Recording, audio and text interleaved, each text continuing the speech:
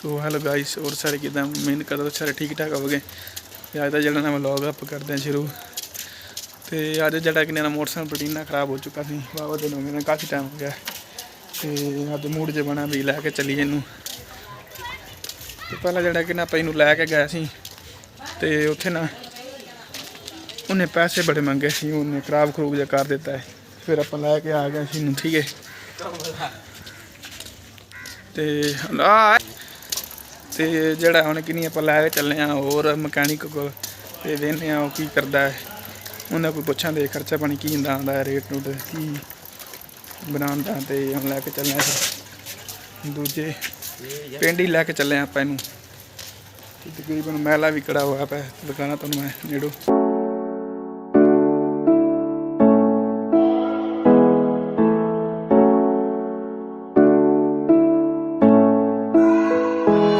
तो मिस्त्री को गए पहुँच, तो उन्हें मिस्त्री चेक करता पाया, थोड़े सामने देख सकते तुसीं। सारा खोल दिता सी, ते हुण माड़ा मोटा सैट करता पाया जड़ा समान समून कवे दा, जेड़ा फिर लैन चलांगे मैं दोट।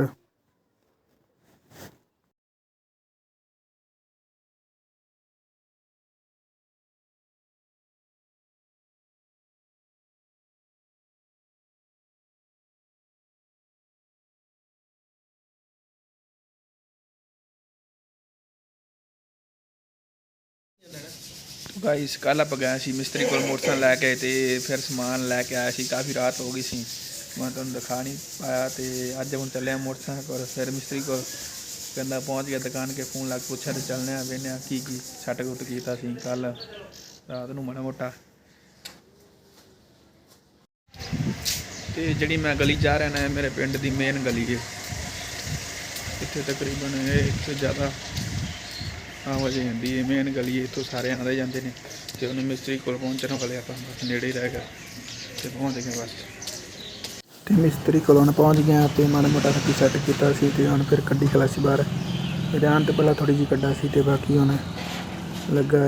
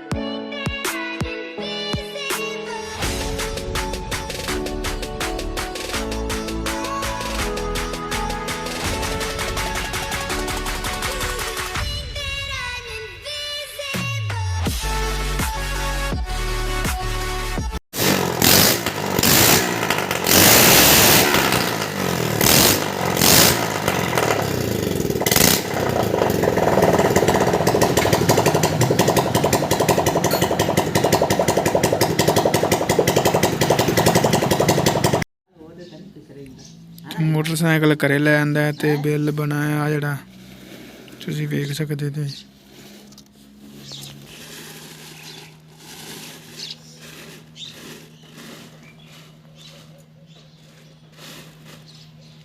मोटरसाइकिल ते टोटल खर्चा 2320 रुपये आया है। तो बाकी फिर हम दिखाना पैना एक दो बारी तो फिर माड़ी मोटी सर्विस करावांगे। तो इसी मेरा अज दा व्लॉग उम्मीद करता हूँ चंगा लगे चैनल सब्सक्राइब करना जेह्ड़े वीर चैनल ते नवें ते मिलदे नैक्सट व्लॉग च। तो बाय बाय।